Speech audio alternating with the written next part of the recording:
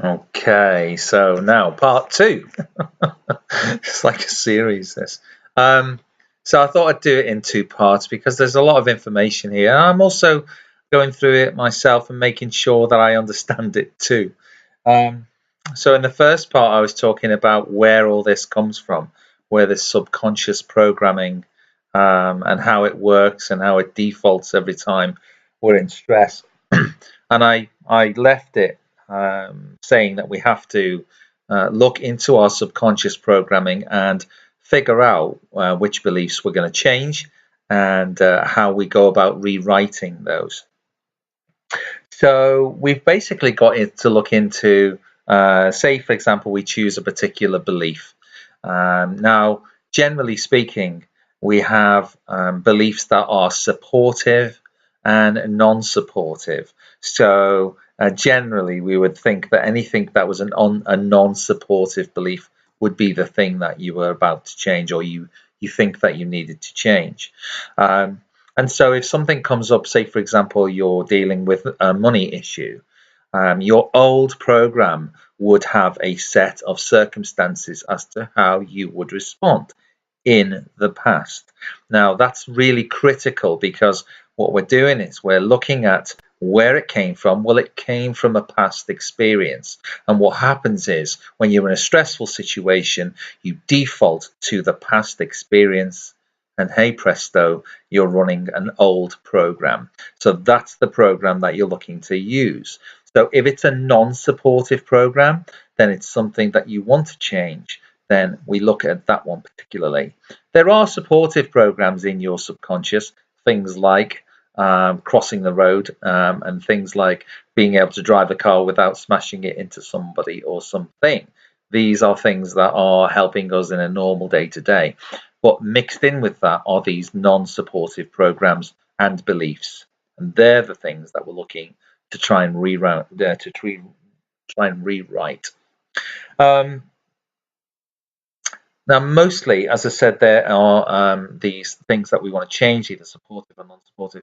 But we've also got to go through something that a guy called Bruce Lipton talks about, and these are permission protocols. It's all very well saying, okay, I am now going to change my belief around relationships, money, diet, whatever that is, and then strip out that belief and take with it, along with it, all the other things that are attached to that belief, and you destabilize that particular area, and we feel vulnerable and we go, oh my god, that feels too unnatural or whatever, and we just fail. We've got to go in and we've got to look at the belief we're trying to change and see how it's going to affect the rest of our lives. So for example, if you look at money, it's not a case of if you were a spendthrift or if you're very frugal with your money before, but you wanted to change that.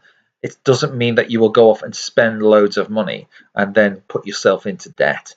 So you've got to basically look at the belief you're trying to change and look at where it came from. Go down the route of where that came from and really work through that and go, okay, this is a truly non-supportive belief. Yes, it's okay to change that, and it's not going to destabilize my whole program operating system. So once you get into this idea of you're going to change a belief, you've looked at the permission protocol. You've gone for example, the conscious mind has turned around to the subconscious and said, I want to change this. Why is it in support? Why is it not supporting me? Okay, the answer comes back, yes, go ahead and change it. So you've got to identify that belief. There are ways of identifying beliefs as well. You can do something called kinesiology. There are plenty of videos online for that. This is essentially muscle testing. So while your mind is telling you want to change, your body is saying, it's not happening. No matter what you say, it's not going to change. So we've got two situations here. We've got two parts of the brain yet again. You've got your left side of the brain and the right side of the brain. The right side of the brain basically is your intellect, the right now. It's the things you know, the knowledge that you've gained. You know that you want to change, you've read up on it, etc., etc. The opposite side of the brain is the emotional side. So you've got the right side, which is intellectual, the left side, which is the emotion. You've got to synchronize the two in order to establish change. It's called hemisync. Bruce Lipton talks about this. He says it's okay having a thought about what you need to do, but if the emotional side, if the feeling isn't right, if it doesn't feel right, you're not going to achieve this change. It's called hemisync. So intellect, emotion, left side, right side. And so when it comes to changing something, you've got to also get the language right. For example, remember that the subconscious is a playback mechanism. So, for example, if you were to put in a new program to say, I want to be better with money, or I want a better relationship, or I want to lose weight, or I want to change my job, whatever it is, when you put that program in and you start working with it, and then you go back, say, I don't know, week, a month, 6 months later, and replay that program, the program is going to say, I want to lose weight. I want to change my job. I want to be better with money. You haven't actually moved anything forward. All you're doing is replaying a program, and the subconscious is saying, I want to, I want to, I want to. It's not actually manifesting anything at all. So what you've got to be doing is you've got to be clear with your language.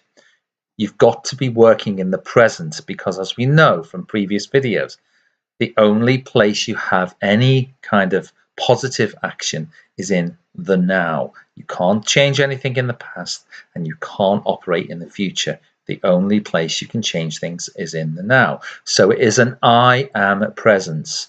We have to use the I am intention. And so what we say is, I am better with money. I am losing weight. I am better with relationships.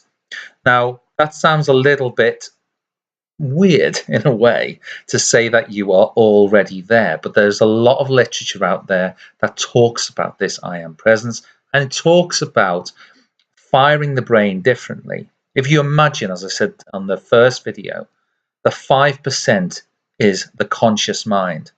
The conscious mind needs to, like an orchestra.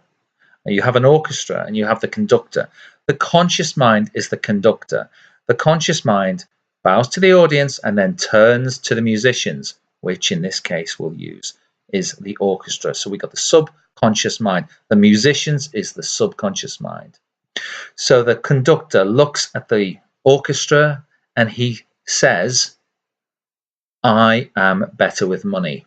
And he then picks out part of the orchestra that will create the tune. So what we get is a conscious changing of our program.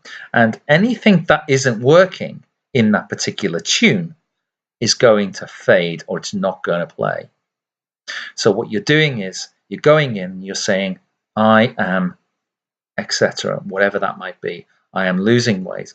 And what will happen over time as you create this I am presence is that the conductor will create a subconscious orchestra, and it will start to create your reality. I hope this makes sense. And so saying you want to change is not enough. You've got to turn to your subconscious mind and you've got to tell it that you have changed, and it will start to fire new neurons. It will start to fire the experience.